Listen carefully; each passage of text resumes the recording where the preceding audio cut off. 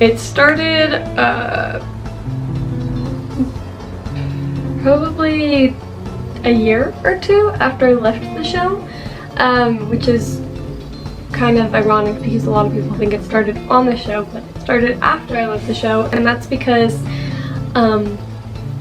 when I was on the show, I was dancing pretty much every day except for Sundays, so I was burning so many calories and I was just pretty fit, and I was able to eat whatever I wanted because I was working out every day, so there was no limits to what I could eat because I knew I would burn it off later. But also when you're 11, you don't really think about like burning off food. And then after I left, I didn't really consider that I might have to change my eating habits because I wouldn't be working out as often. So I continued to eat exactly the way I was before, but because I wasn't working out as often, I started to gain more weight.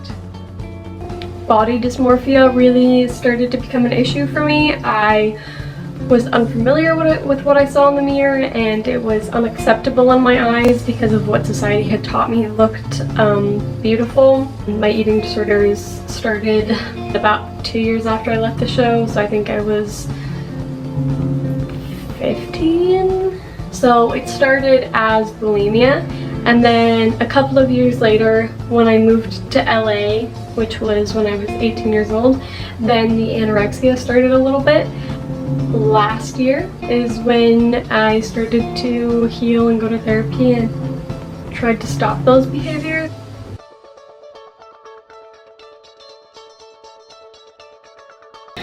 It was about a few things, but a big part of my eating disorders was the control.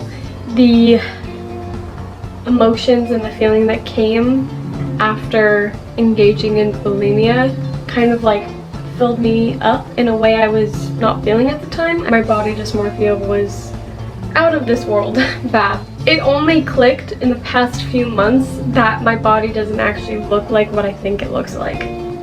Ooh, which is crazy. It took this long to kind of kick in, but I am so happy and so grateful I'm in the spot I am now.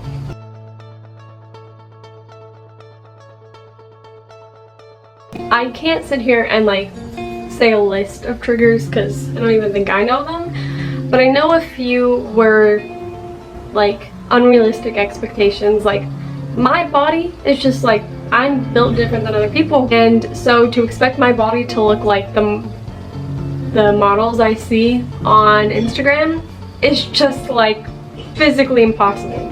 But I would say like seeing that and feeling like I had to look like that was a huge trigger for me.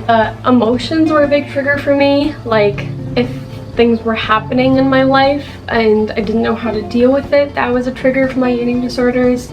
If I felt a lot of like self-hatred, that would be a trigger for them. There's a lot of triggers.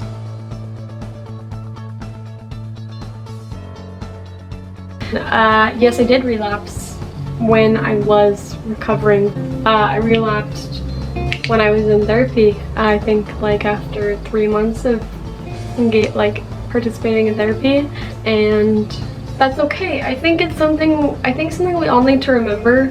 Just because you become aware of something that triggers you or something negative doesn't mean it's automatically going to be fixed. Like, just because I accepted that I had an eating disorder, like eating disorders, and I needed to fix it, that didn't mean that it was automatically fixed just because I was like, hey Chloe, you got some things to figure out. Like, that didn't mean it was fixed for me. I got really frustrated with myself every time I did relapse, but I think you have to be gentle with yourself and patient with yourself when you are healing from something like that. Like, that's a big thing and you're changing like a big part of your life without even really knowing it. I wish I had a little bit more compassion for myself when I did relapse, but it's okay. Everything happens for a reason.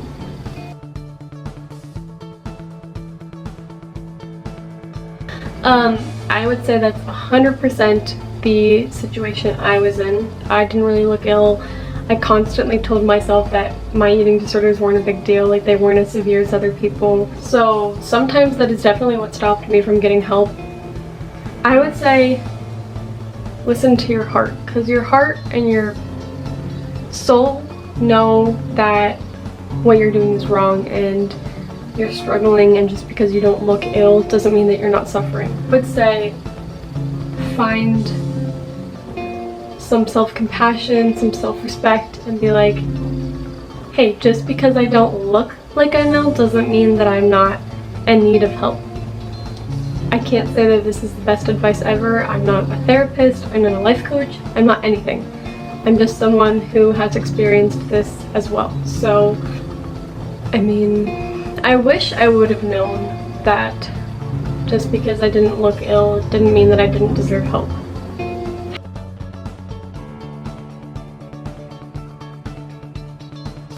Body dysmorphia is something I'm still recovering from, so I feel recovered from bulimia and anorexia. But my body dysmorphia is something I've been working on for like the past year. It's been a slower process than everything else. I think the first step I took reconciling my body image was to take it from a negative point of view to a neutral point of view. So instead of trying to go from like, I hate my body, I hate my thighs, I hate the way I look, I hate my stretch marks, I hate my cellulite, I hate all of this, to neutral about it. This is gonna sound bad, but I would just like not really think about my body a lot. And that's kind of how I got to a neutral place. So it's not really like I was ignoring it and pushing it away, I was just not really thinking about it. My mind was constantly centered around the fact that like my body looked the way like it did. Because I feel like I've changed a lot in the past year mentally, like now I constantly think about things I'm grateful for and I have a lot of gratitude, and like I would just like look at different parts of my body and tell myself I was grateful for them and explain why, and it helped me to see my body in a more positive light. And now I don't want to say like 100% I love every single part of my body, but I love my body.